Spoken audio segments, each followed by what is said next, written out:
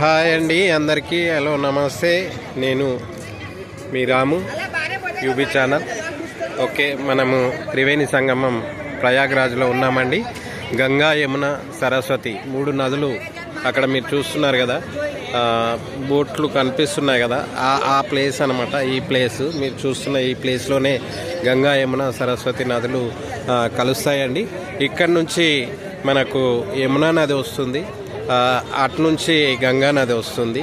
So Saraswati నది అంతర్వాహినిగా వస్తుంది. సరస్వతి నది మనం కనిపించదనమాట. సో ఆ 3 నదులు కలిసే ప్లేసు త్రివేణి సంగమంగా పేర్కొనడం జరుగుతుంది. సో అక్కడ మీరు కనిపిస్తుంది కదా, నేను చేయబెట్టి ఈ బోటు తర్వాత ఏదైతే ఆ ప్లేస్ ఉందో మిడిల్, అక్కడ కలుస్తాయి అన్నమాట. సో ఇది త్రివేణి సంగమం అలహాబాద్ అండి. సో మహాకుంభమేళకు రావడం జరిగింది. ఇక్కడ వచ్చిన వాళ్ళందరికీ స్నానాలు చేయడానికి ఇలా ఏర్పాటు చేయడం జరిగింది. సో ఎక్కువ లోతు ఏముండదు, అంటే లోపలికి పోతే ఉంటుంది, ఇక్కడైతే ఏముండదు, మామూలుగానే ఉంటుంది. ఇట్లా అందరూ చక్కగా ఎన్ని లక్షల మంది, కోట్ల మంది వచ్చినప్పుడు కూడా స్నానాలు చేసే విధంగా చాలా బాగుందండి.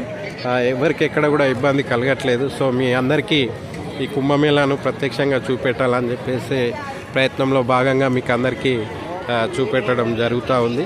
సో మీరు అందరూ చూడండి, ఒకసారి చూసి ఎంజాయ్ చేయండి. ఒకవేళ అవకాశం ఉంటే వీలైతే వచ్చే ప్రయత్నం కూడా చేయండి, మీకు పాసిబుల్ అయితే. వీలు కాని వాళ్ళు నేను అప్డేట్ ఇస్తూనే ఉంటా. మీకు ఇంకా దీని గురించి ఏదైనా నాకు తెలిసిన విషయాలు మీకు అప్డేట్ ఇస్తూనే ఉంటా.